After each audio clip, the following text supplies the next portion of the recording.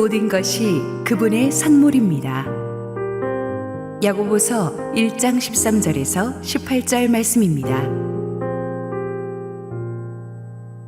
사람이 시험을 받을 때에 내가 하나님께 시험을 받는다 하지 말지니 하나님은 악에게 시험을 받지도 아니하시고 친히 아무도 시험하지 아니하시느니라.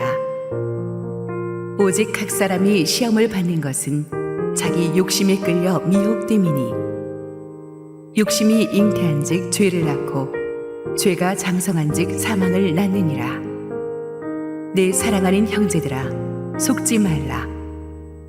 온갖 좋은 은사와 온전한 선물이 다 위로부터 빛들의 아버지께로부터 내려오나니 그는 변함도 없으시고 회전하는 그림자도 없으시니라.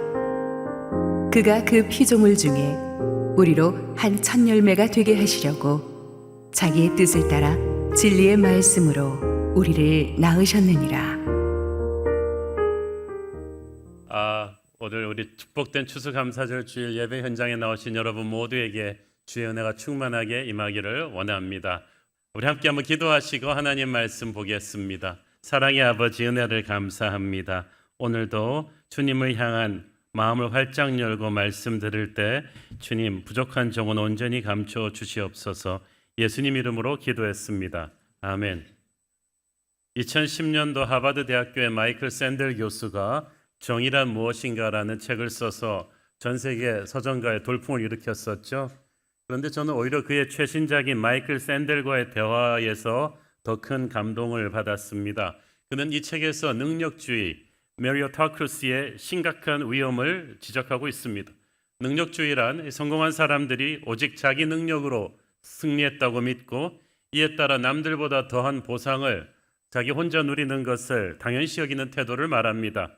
그들은 성공하지 못한 사람들은 노력하지 못해 패배한 사람들로 무시하는 경향이 있다고 합니다. 이런 태도를 가지게 되면 사회를 승자와 패자로 나누고 이 패자들은 비참함과 분노를 느끼게 되죠. 미국이나 한국같이 소위 세계에서 잘 나간다는 나라들일수록 그런 경향이 심하다고 합니다. 정말 이 소위 자수성가한 분들은 이런 생각이 있는 것 같아요. 나는 누구 도움도 받지 않고 여기까지 왔다. 그러므로 누릴 자격이 있다. 실패한 사람들은 본인이 무능력하거나 노력하지 않아서 그렇게 된 것이니까 무시당하고 고생하는 것이 당연하지 않느냐고 생각합니다. 그러나 그게 과연 100% 사실일까요? 정말 우리는 자수성가했을까요? 세계은행 출신 경제학자 비 밀라노비치는 말하기를 사람이 태어난 나라가 일단 그 사람의 평생 소득의 절반 이상을 이미 결정하고 들어간다고 합니다. 그러니까 태어난 나라의 평균 소득만 봐도 우리가 성인이 되었을 때 이룩할 수 있는 소득이 한 50% 정도를 예측할 수 있고, 그러니까 저개발 국가에서 지금 태어나면 아무리 본인 능력이 뛰어나도 성공할 가능성이 작다는 거죠. 우리는 지금 반만년 역사 속에서 한국이 가장 잘 사는 시대, 세계 경제 12대국으로 진입한 시대에 또 코리아 브랜드가 아주 좋은 시대에 태어났습니다. 이 시대에 대한민국에 태어난 한국인들은 아주 운 좋은 사람들이라고 합니다. 그 다음으로 중요한 건 부모입니다. 좋은 부모의 유전자를 물려받는 것이 그 사람의 이 미래 경제 수준의 3분의 1 정도를 결정한다고 하죠. 그래서 이미 어느 나라에 어느 시기에 태어났는가가 그 사람 성공의 50%, 그리고 부모로부터 물려받은 유전자가 30% 이상을 차지한다면 이미 우리 성공 원인의 8할은 우리가 결정하지도 않은 그냥 받고 태어난 운이라는 거예요. 그럼 나머지 20%는 순수한 우리 노력인가 하면 꼭 그렇지만도 않다고 합니다. 우리가 노력할 수 있는 힘, 그리고 우리가 노력할 수 있는 무대, 그리고 부모가 제공하는 가정 환경이 또 중요하다고 하죠. 가수가 노래하고 싶어도 부를 수 있는 무대가 있어야 되잖아요. 어느 시대에 태어난가에 따라서 운명이 바뀝니다. 지금 시리아 난민촌에 가면 공부도 못하고 그렇게 불안에 떨면서 살고 있는 저 수십만 시리아 난민들이 결코 우리보다 똑똑하지 않은 사람들이 아닙니다. 그들이 만약 대한민국에 이때 태어났으면 우리 애들보다 훨씬 잘할 수도 있었겠죠. 그러므로 성공한 사람들은 결코 자기 힘으로 자기 잘나서 그렇게 되었다고 오만해지지 말아야 합니다. 환경이 없었으면 축복도 없었을 것이다. 그런 생각을 가지고 겸손하고 감사한 마음 가져야 되고, 어려운 형편의 사람들에게 받은 축복을 나누는 축복의 통로가 될 생각을 해야 됩니다. 그게 하나님의 사람입니다. 우리 크리스천들은 그래서 운이라는 단어 대신에 하나님의 섭리를 믿고 축복을 믿고 은혜를 믿습니다. 오늘 본문이 다루고 있는 야고보서는 2000년 전 초대교회 내에서 일어나고 있던 여러 가지 이슈들을 짚어주고 있습니다. 야고보는 초대교회 안에도 여러 가지 문제가 있었는데 결론적으로 그것은 그들이 영적으로 성숙하지 못해서라고 보고 있어요. 그래서 야고보서에 보면 유독 완전하라, 온전하라는 말이 자주 나오는데 그것은 완벽한 인간이 되라는 뜻이 아니라 좀 성숙하라는 뜻이에요. 영적인 미성숙은 언제 일어나느냐? 예수 믿고 나서도 안 믿던 때 세상적인 가치관을 그대로 킵할 때, 그래서 자꾸 세상적인 옛사람이 자꾸 고개를 쳐들고 일어날 때 생기는 결과죠. 마귀가 자꾸 그렇게 몰아붙이고 그렇게 우리가 빌미를 주면 치명적인 상처를 입게 됩니다. 무엇이 그런 빌미를 주는가? 욕심이죠. 14절, 15절 읽습니다. 오직 각 사람이 시험을 받는 것은 자기 욕심에 끌려 미혹됨이니 욕심이 잉태한즉 죄를 낳고 죄가 장성한즉 사망을 낳느니라. 여기서 자기 욕심을 영어 성경에 보니까 evil desire, 악한 욕구라고 그랬어요. 욕구 자체가 나쁜 건 아니에요. 식욕이나 갈증이 없다면 우리가 제때 먹고 마시지 못해서 죽겠죠. 욕구 자체가 문제가 아니라 이 욕구를 악하게 만드는 마귀가 문제죠. 하나님이 주신 정상적인 욕구를 하나님이 원하지 않는 비정상적인 방법으로 이루기에 우리를 부추긴다는 거예요. 시험을 잘 치고자 하는 욕구는 나쁜 게 아니지만 이걸 컨닝으로 이루겠다, 이게 나쁜 거죠. 결혼을 통한 성은 축복이지만 불륜은 결혼의 신성함을 꿰는 죄죠. 그래서 우리의 욕구는 항상 성령에 의해서 컨트롤돼야 되는데 그렇지 않으면 이 욕구가 우리의 마스터가 되어버립니다.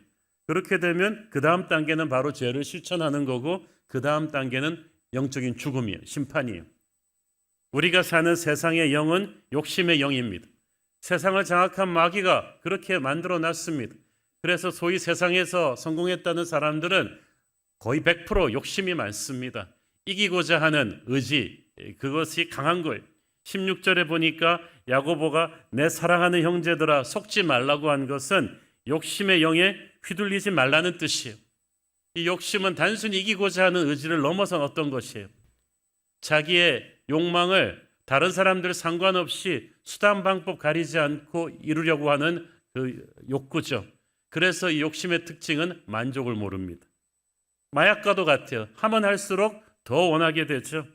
일단 가졌으면 움켜쥐고 누리라고 합니다. 너 혼자서. 왜냐하면 너 혼자 노력했으니까 딴 사람과 나눌 필요가 없다는 거죠. 심은 대로 거둔다는 말을 자기중심적으로 적용해가지고 성공하지 못한 사람들은 노력하지 않은 사람들이니까 고생하는 게 당연하다고 자기 합리화를 시킵니다. 그래서 욕심으로 사는 사람치고 관계가 좋은 사람이 없어요. 자기보다 못 가진 사람은 무시하고 더 가진 사람은 질투하기 때문에 욕심 가진 사람이 관계가 좋을 수가 없습니다. 그들은 자기 과시는 심한데 남 칭찬할 줄은 모릅니다. 그래서 가질수록 마음이 강팍해져요. 이런 사람들이 모여 사는 세상이 어떻게 화목할 수 있겠습니까? 우리가 예수를 믿었으면 우리 안에 가치관이 바뀌어져야 돼요. 내 힘으로 성공했으니까 성공의 열매는 남과 나눌 수 없다는 이 세상적인 가치관, 이 욕망의 가치관은 우리의 인생을 파괴시킬 것입니다. 교회 공동체도 흔들어 놓을 것입니다. 그래서 야고보는 우리가 하나님을 믿는 사람이면 단순히 몸이 교회에 출석하는 것 이상의 머릿속에 있는 세상의 가치관부터 바뀌어야 된다고 합니다. 우리는 우리의 힘으로 성공하는 욕심의 노예가 아니라 모든 것이 하나님의 선물임을 아는 은혜의 백성들인 줄 믿습니다. 17절 읽습니다. 온갖 좋은 은사와 온전한 선물이 다 위로부터 빛들의 아버지께로부터 내려오나니 그는 변함도 없으시고 회전하는 그림자도 없으시니라. 자, 모든 좋은 선물이 어디로부터 온다고요? From above, 하늘 아버지께로부터 온다는 거예요. 이 말씀을 우리가 쉽게 읽어 넘겨서는 안 됩니다. 원래 선물이라는 거는 아무 관계도 없는 사람들끼리 주고받는 게 아닙니다. 그러니까 어쩌다가 발신인이 전혀 모르는 사람한테 배달이 와서 딱 놓여 있으면 소포가 오면 이거 뭐지 하고 덜컥 의심부터 생기지 않습니까? 워낙 세상이 사납다 보니 이게 도대체 왜 왔지? 그래서 선물은 관계가 있어야 돼요. 주는 사람이 있고 받는 사람이 있는데 뭐 서로 알아야 되잖아요. 선물을 주는 이유는 사랑하기 때문입니다. 물론 대가를 노리고 주는 경우도 있지만 그건 뇌물이지 선물이 아니죠. 선물을 주는 이유는 사랑하기 때문이고, 그러므로 하늘아버지가 우리에게 선물을 준다는 것은 우리를 사랑하기 때문이에요. 사랑하면은 계속 주고 싶거든요. 세상 모든 사람들에게 주는 일반적인 은총, 일반적인 선물이 있는가 하면 본문의 말씀은 하나님을 믿는 하나님의 자녀에게 주는 특별한 선물이 있다고 했어요. 그 첫 번째가 구원입니다. 최고의 선물이죠. 18절 읽습니다. 그가 그 피조물 중에 우리로 한 천 열매가 되게 하시려고 자기의 뜻을 따라 진리의 말씀으로 우리를 낳으셨느니라. 그가 자기의 뜻을 따라, 구원은 하나님의 절대적인 주권이 속했어요. 그래서 미스테리예요. 정말 세상 모든 사람이 구원받지 못한다는 것, 그런데 내가 구원받았다는 것은 미스테리입니다. 하나님이 우리가 세상에서 제일 똑똑해서 구원하셨나요? 우리가 제일 착해서 구원하셨네요? 여러분 동네에서, 여러분 아파트에서 제일 착한 분이세요? 솔직히 아니잖아요. 저 불교 다니시는 분도, 종교가 없는 분도 우리보다 착하고 따뜻한 분들 많아요. 그런데 의외로 못된 내가 구원을 받았어요. 이게 미스테리죠. 천국 가보면 우리는 계속 놀랜다고 합니다. 너는 어떻게 왔냐? 너는 어떻게 왔냐? 그 구원은 100% 은혜로 주어진 것이다. 내가 잘나서가 아니라 하나님의 주권적인 선택으로 받은 것이고, 구원을 받는 순간 우리는 하나님의 자녀가 됩니다. 왕의 자녀가 되니까 순식간에 왕자 공주가 되는 거예요. 더 이상 승진할 수가 없어요. 여기서 뭐 어떻게 더 승진합니까? 그러므로 구원을 받은 순간 우리는 이미 인생에서 우리가 아무리 노력해도 가질 수 없는 하늘나라의 왕족의 신분을 가졌기 때문에 이제 서로를 비교하면서 사는 세상적인 가치관과는 이제 결별하는 거예요. 구원은 최고의 선물입니다. 피조물 중에서 우리로 한 천 열매, 여기서 천 열매는 순서적인 천 열매가 아니라 비행기 퍼스트 클래스에서 말하는 퍼스트 클래스, 첫 번째 최고의 작품이다. 하나님은 세상 그 어떤 것보다, 저 하늘의 별보다 구원하신 우리 하나님의 자녀를 최고로 보십니다. 그래서 우리에게 최고를 주시기를 아끼지 않으십니다. 온갖 좋은 은사와 온전한 선물, every good and perfect gift, 모든 좋은 선물과 온전한 선물은 다 하나님께로부터 과거에도 현재에도 미래에도 온다는 거예요. 우리가 당연시 여기고 사는 것들, 우리 힘으로 이뤘다고 생각하는 모든 것들이 실은 다 은혜라는 것을 인식할 수 있어야 이게 진짜 하나님의 자녀예요. 혹자는 여러분들 중에서 올해 추수감사절에는 난 하나님께 특별히 받은 선물이 없는 것 같다. 몸도 아프고 애들은 계속 사고치고 사업은 계속 답보 상태고 난 특별히 감사할 것 없는데 생각하시는 분들 계실 거예요. 아까 모든 것이 은혜 찬양할 때 속으로 아닌데 막 이러면서 계시는 분도 계실 때, 여러분 일단 살아있는 것 자체가 선물입니다. 살아있는 건 그분이 살려두시기 때문이에요. 25년 전에 저는 30대 초반 나이에 포항공항에서 비행기의 파일럿의 무모한 동체 착륙으로 비행기가 두동강으로 나서 쪼개지는 그 무서운 사고에서 은혜로 살아났어요. 그 다음날 아침에 저는 서울로 오면서 눈물이 나더라고요. 살아있음은 당연한 것이 아니구나. 하나님의 선물이구나. 저는 목회 오면서 저보다 훨씬 건강하던, 저보다 훨씬 젊은 분들, 한 번도 안 아프고 맨날 운동하던 그런 분들이 밤에 주무시다가 갑자기 세상 떠나시는 것도 여러 번 봤어요. 여러분, 살아있다는 것은 당연한 것이 아닙니다. 그것도 건강한 몸으로 살아있다는 것. 여러분, 소아과 병동이나 요양병원 그런 데 한번 가보신 적이 있으세요? 건강한 몸으로 내가 누구 부축받지 않고 일어나서 화장실 가고 세수하고 샤워하고 그리고 걸어서 버스 타고 이럴 수 있는 것은 축복이에요. 그렇게 건강하지 못한 분들한테는 얼마나 힘든 건지 몰라. 우리는 이 사실만 자체로 하나님께 감사해야 돼요. 재능도 하나님의 선물입니다. 영어로 사람이 뛰어나다는 말을 할 때 he's gifted라는 말을 씁니다. 선물을 아예 받고 태어난 사람이라는 뜻이에요. 하나님이 준 천부의 재능이 있는 사람이 있습니다. 예술적인 재능, 운동적인 재능, 수학적인 재능, 노력도 그 재능에 따라서 해야지 빛을 발하는 거예요. 여러분의 자녀도 하나님의 선물이에요. 선물이 데미지가 갔어요. 이렇게 생각하시면 돼요. 지금 애가 조금 속을 썩인다고 해서 뭐 무자식이 상팔자다 뭐 이런 말 하지 않습니다. 오랜 시간 아기 갖지 못해 애타게 기도하는 분들 마음에 못 박는 일이에요. 여러분의 자녀의 인생 그림은 하나님은 아직 그리지도 않았습니다. 기본적인 스케치가 지금 되고 있을 뿐이에요. 지금 좀 힘들다고 성급하게 판단하지 마세요. 저 비행기를 발명한 라이트 형제는 어렸을 때 온 동네 물건 다 때려 부수는 장난꾸러기들이었습니다. 그런데 목사님 사모님인 그 어머님이 끊임없이 그들을 믿어주고 격려했기 때문에 그들은 인류대학은 가지 못했지만 인류를 비행기의 시대로 데려갔잖아요. 아직 우리 아이들을 향한 하나님의 그림은 그려지지 않았습니다. 이건 아직 내가 모르는 선물이다. 이것을 믿고 여러분 기다리세요. 새로운 교회도 하나님의 선물이심을 믿으십니까? 전 요즘 같은 세상에서는 좋은 교회에 속해 있는 게 저는 큰 축복이라고 믿습니다. 요즘 뭐 우리나라에 뭐 웃을 일이 있습니까? 사회가 다 싸납고 불안하고 우리 청소년, 청년, 중년, 어르신들 다 스트레스 많고 외로운데 이들이 모두 한꺼번에 모여서 예배받고 축제를 벌이고 치유받고 회복받는 것이 한국의 교회 말고 또 있습니까? 그래서 좋은 교회, 분열되지 않은 교회, 성령 충만하게 은혜롭게 성장하는 교회 안에 우리가 속해 있다는 것은 정말 감사할 일인 줄 믿습니다. 우리의 인생 여정 결정적인 순간에 우리에게 고마운 손길을 내밀어준 사람들 알고 보면 모두 하나님의 선물이었어요. 여러분 오늘 이 무대 디자인 보시면 기억하시겠지만 진짜 동화 키다리 아저씨의 표지 앨범을 우리가 각색한 거예요. 키다리 아저씨가 예수님으로 나오잖아요.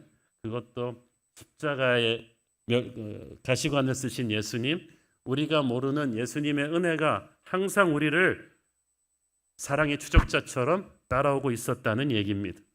어렸을 때 여러분의 재능을 발견하고 격려해 주신 선생님, 여러분이 힘들어서 다 때려치려고 했을 때 여러분의 손을 잡아주었던 고마운 친구는 사람이기 전에 예수님이 보낸 천사들이었다. 어떻게 알고 하나님께서 꼭 위기의 순간에 필요한 사람을 우리 옆에 보내주셨어요. 우리 인생에 일어난 모두 우연 같은 사건들이 그 또한 우리의 키다리 아저씨 예수님의 선물이었습니다. 제가 한번 말씀드린 적이 있는 것 같은데 저와 막역한 사이에 우리나라 아주 명문대학 이제 은퇴하셨죠. 학장님이 70년대 그 미국으로 아내와 두 아이 데리고 이게 유학을 갔어. 뉴욕 쪽으로 갔는데 돈이 없으니까 부인도 재봉 공장에서 밤에 일하고 본인도 육체 노동하면서 죽을 고생을 해서 공부를 했는데 그때 그냥 박사학위 시험에서 떨어져 버린 거죠. 미국은 뭐 봐주고 그런 거 없잖아요. 그냥 떨어지면 끝이에요. 이제 집에 가야 돼요. 이분이 너무 기가 차서 울었어요. 내가 교회도 열심히 섬기고 축원하고 살았는데 인생이 왜 그렇지 하고 울었는데 이 지도 교수가 그 다음날 부르더니 미스터리 집에 그냥 돌아가기 힘들지? 그래서 예 그랬더니 미스터리가 오리지널로 지원한 경제학부는 이제 못하지만 지금 사람들은 별로 모르는 글로벌 인터내셔널 마케팅이라는 분야가 새로 생겼다. 올해 새로 생겨갖고 아무도 모른다. 그래서 아무도 지원을 안 했다. 당신이 지금 30분 내에 지원하면 내가 추천서 써주겠다. 그래갖고 이분이 30분 내로 그래서 지원서를 써서 아무도 모르는 그 분야로 학위를 틀었어요. 새로운 분야였기 때문에 2년이 더 걸렸지만 이걸 박사학위 갖고 돌아오니까 한국에서 그가 그토록 가고 싶어 했던 대학 교수 자리가 딱 그 분야 사람을 찾는 거죠. 워낙 새로 생긴 분야니까 국내에서 그 박사학위 끝낸 사람 이 사람밖에 없어. 근데 보니까 이게 6개월만 빨리 왔더라도 열리지 않는 오프닝이에요. 그리고 자기가 처음 추구했던 경제학 박사 딴 사람은 많았기 때문에 거기는 다 티오가 아무데도 없는데 자기는 그때 생판 모르는 분야를 했기 때문에 한국에 들어오자마자 정교수가 된 거예요. 마치 자기 인생 최악의 불행의 사건을 하나님께서 기가 막힌 축복의 사건으로 열어주신 것과 같습니다. 여러분, 그렇기 때문에 지금 올해 추수감사절에 지금 고난의 사망의 음침한 골짜기를 통과하고 있는 분들, 교회에서 감사하라 그러니까 하는 거지 나는 정말 감사한 거 없다 그러면서 너무 힘들다 그러는 분들 잘 들으세요. 여러분이 지금 겪고 있는 고난도 나중에 보면 하나님의 어떤 선물일지 모릅니다. 제가 고난이 선물이라 그러면은 막 아멘으로 하지 않는 분들이 계신데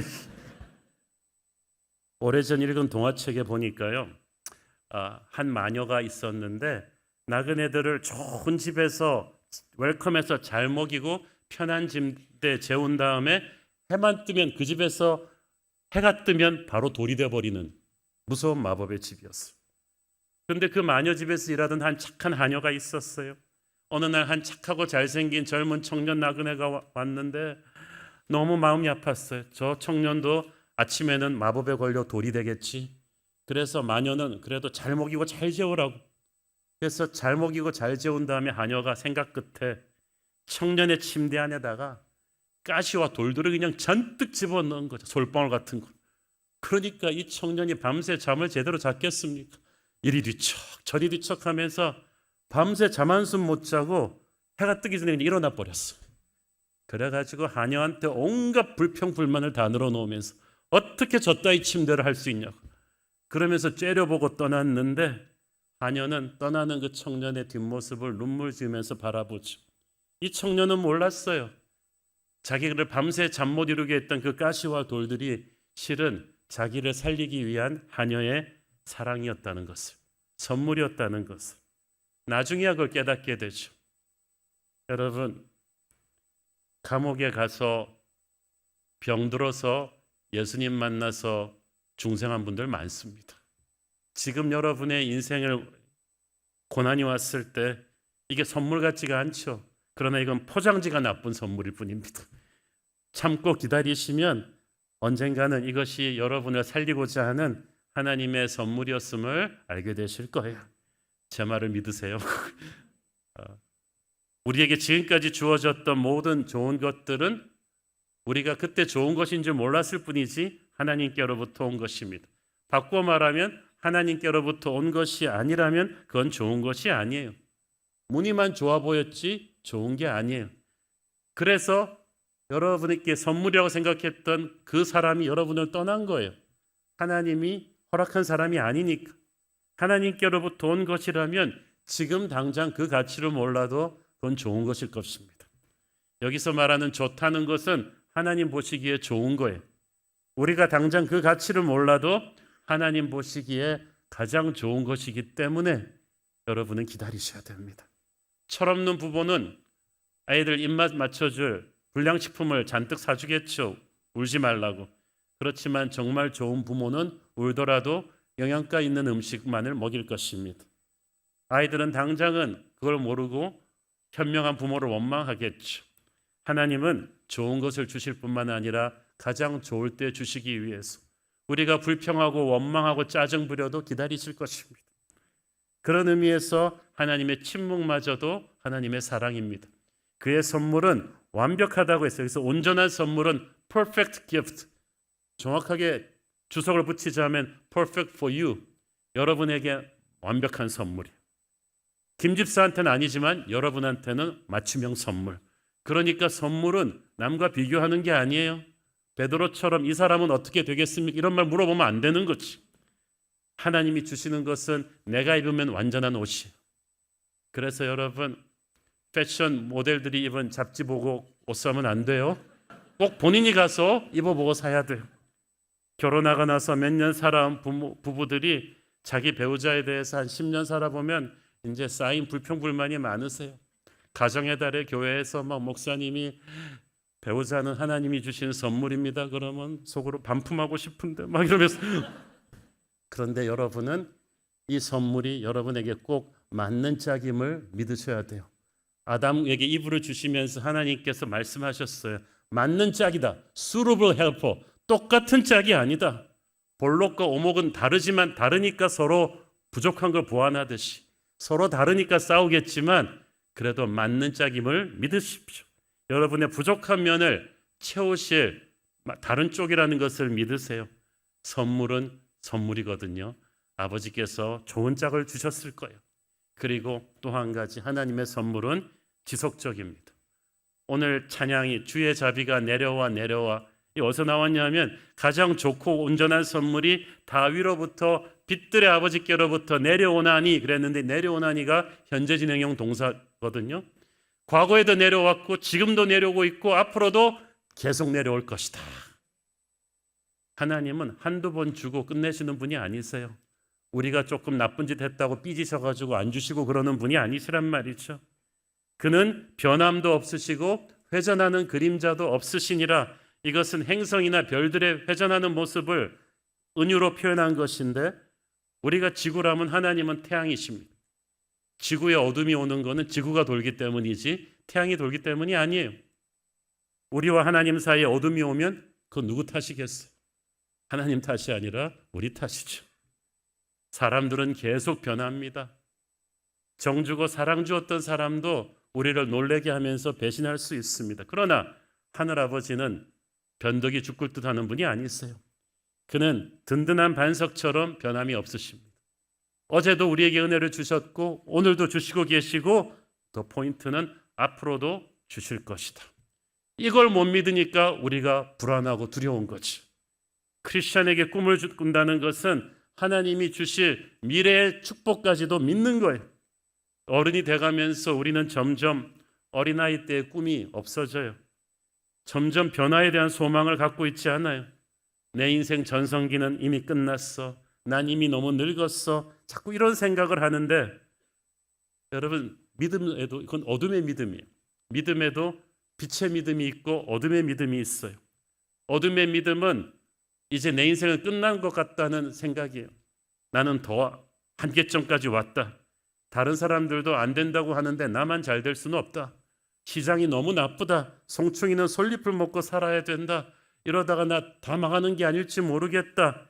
이 어둠의 믿음을 마귀가 계속 부추기는 거죠. 예수 잘 믿는 사람도 이 어둠의 믿음에 휩쓸릴 수 있어. 베드로 같은 사람도 예수님 십자가 가지 마시려고 말렸잖아요. 그때 예수님이 사탄아 물러가라 그랬잖아요. 베드로가 진짜 사탄이란 뜻이 아니라 마귀가 주는 어둠의 믿음에 네가 왜 휩쓸렸냐는 거예요. 네가 왜 세상 사람과 똑같이 불안해하고 두려워하느냐는 거예요. 아직 최고의 것은 오지 않았다는 빛의 믿음을 가져야 합니다. 지금까지 나를 지키셨던 하나님의 은혜가 미래라고 내일이라고 스톱할 리가 없다. 내 기도에 반드시 응답하실 것이다. 하나님이 나를 위해 예비하신 축복의 선물은 아직 내게 다 도착하지 않았다. 이것을 믿고 선포하는 것이 빛의 믿음이에요. 우리는 그 빛의 믿음을 갖고 사는 사람들이죠. 자, 우리가 모든 것이 하나님의 선물임을 믿었고 그 의지로 산다면 이 선물을 받는 자의 자세가 좀 제대로 돼야 돼요.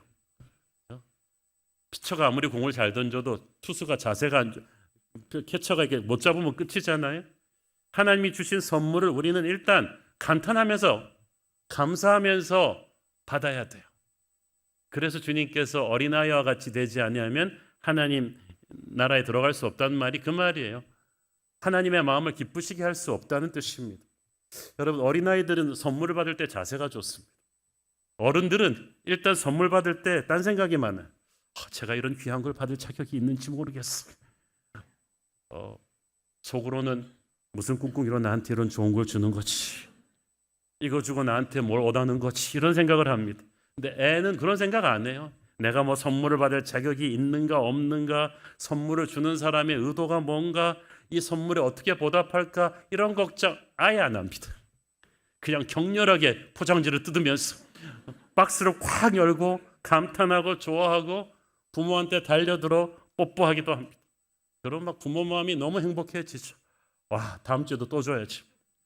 그런데 애가 자라가지고 10대 사춘기 티네이저가 되면 이건 반지의 제왕에 나오는 오크같이 그냥 별로 감동도 없고 시큰둥하고.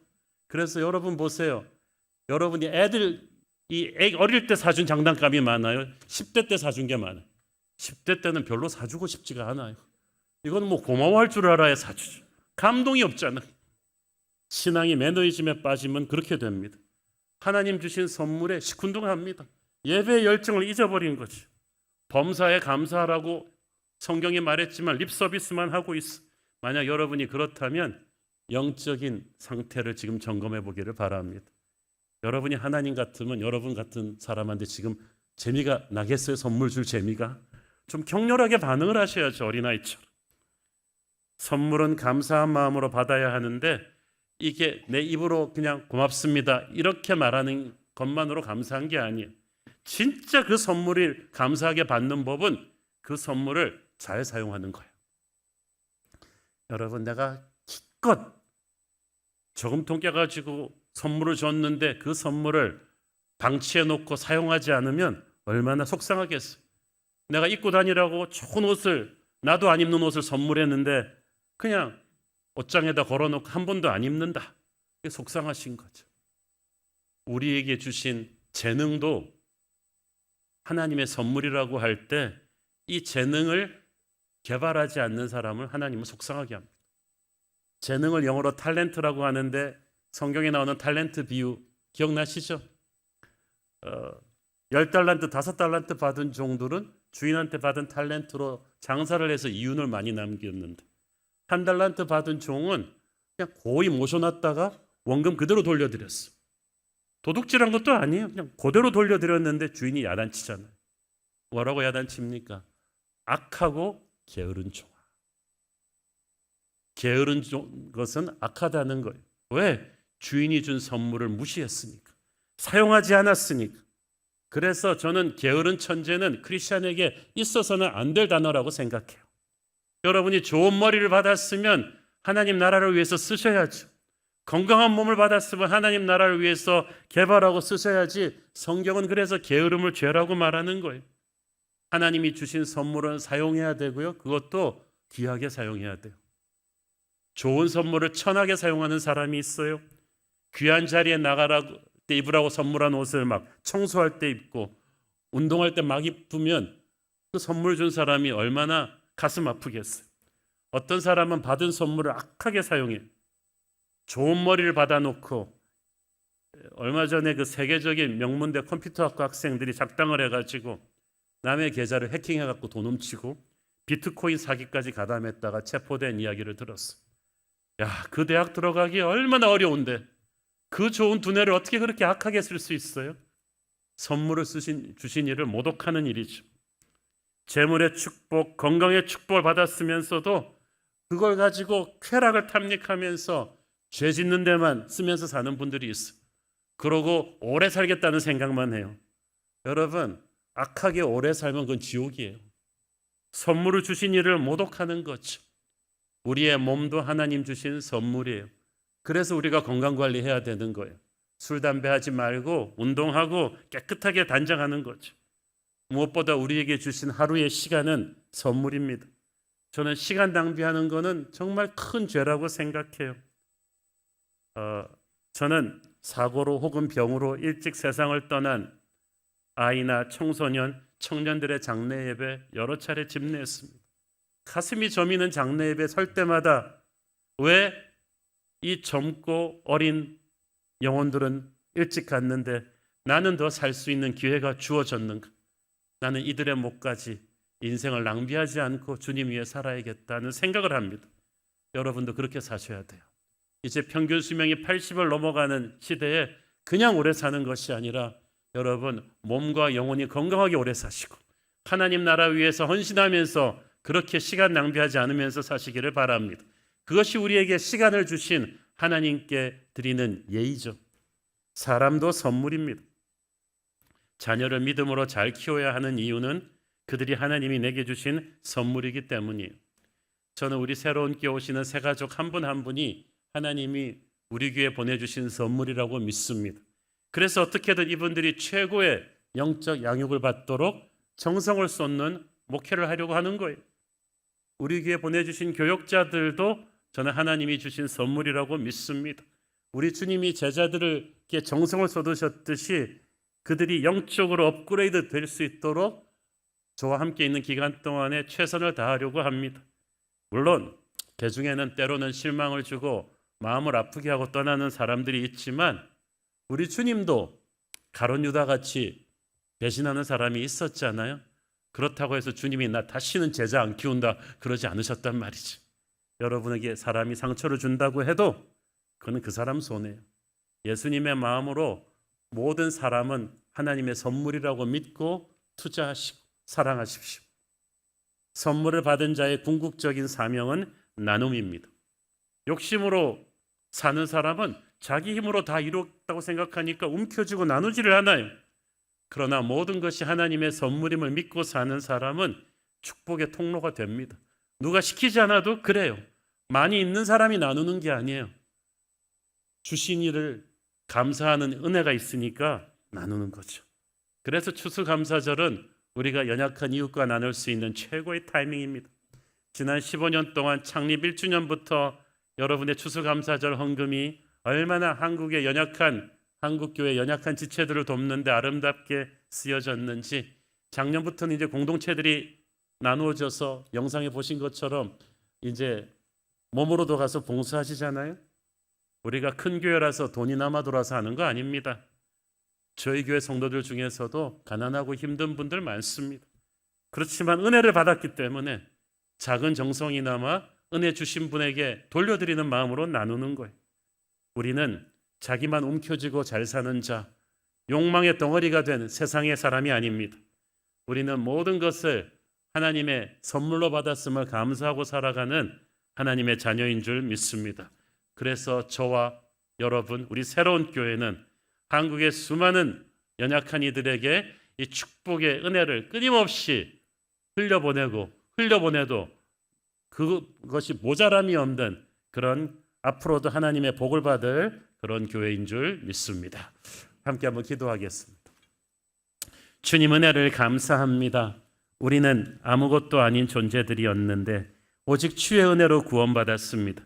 지금까지 내가 당연시 여겨왔던 모든 것들이 주의 은혜임을 알 때 주님이 주신 선물들을 결코 함부로 낭비하지 않고 귀하게 간직하고 사용하고 흘려보내게 하옵소서. 예수님 이름으로 기도했습니다. 아멘.